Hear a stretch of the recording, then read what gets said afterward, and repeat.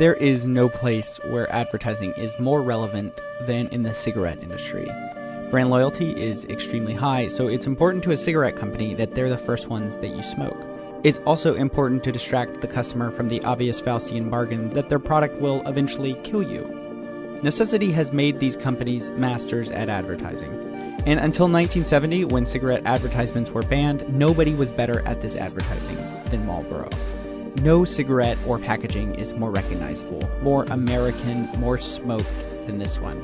But Marlboro did more than just win the advertising war with their rivals. They changed advertising forever. And how did they do it? Well, when Philip Morris started the company in 1847, it was aimed at women. It didn't work very well at first. However, in the 1950s, when new studies came out that smoking caused cancer, many tobacco companies started to panic and change tactics. It was at this point that Marlboro made a key move. They switched their advertising tactic to men and became the first ever lifestyle advertisers. Okay, pause. Before we go further, it's very important that you know exactly what lifestyle advertising looks like. The good news is you're already super familiar with lifestyle advertising even if you don't know it. It is when a commercial tries to tie its product to something else in your life. A feeling, an attribute, satisfaction, the list is endless.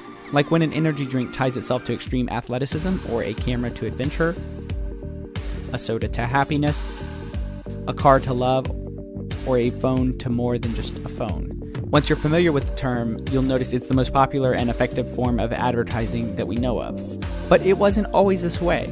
Roll the clock back 60 years and people had a much different idea of how to advertise products. Take a look at this Camel ad from the 50s. How mild can a cigarette be? Well, I've been smoking Camels for 20 years. I know they're mild and they really taste great. Yes, Camels are so mild that in a test of hundreds of people who smoked only Camels for 30 days, throat specialists making weekly examinations reported not one single case of throat irritation due to smoking Camels. Why is this ad so unconvincing? Well, everything is fact and product oriented. Buy my thing over their thing because all our researchers say so. But the truth is, most of us don't care about that research. I'm buying a pack of cigarettes to be cool, not because doctors say it's more smooth than a competitor's. So in the 50s, when Marlboro changed sexes, they also changed their advertising strategy by selling their product as a symbol rather than just on the merits of its design. They did this by creating a smoking cowboy known as the Marlboro Man. The Marlboro Man was designed to be the archetype of manliness. He was hardworking and living free. So with that last commercial in mind, watch this commercial and notice how much less screen time the Marlboro cigarette gets, and how the focus of the ad has shifted away from an isolated product to encompass a feeling of a rough, rugged, free life.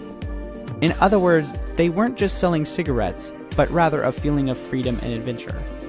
And there's maybe a slight irony here that most cowboys did not smoke at this time, but instead dipped, but most people didn't care.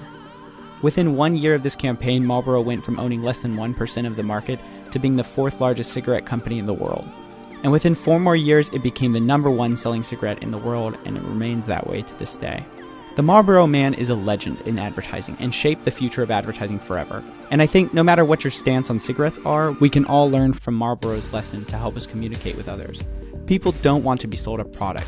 People want to be sold a feeling, a connection, something that's worth more than the paper that is printed on.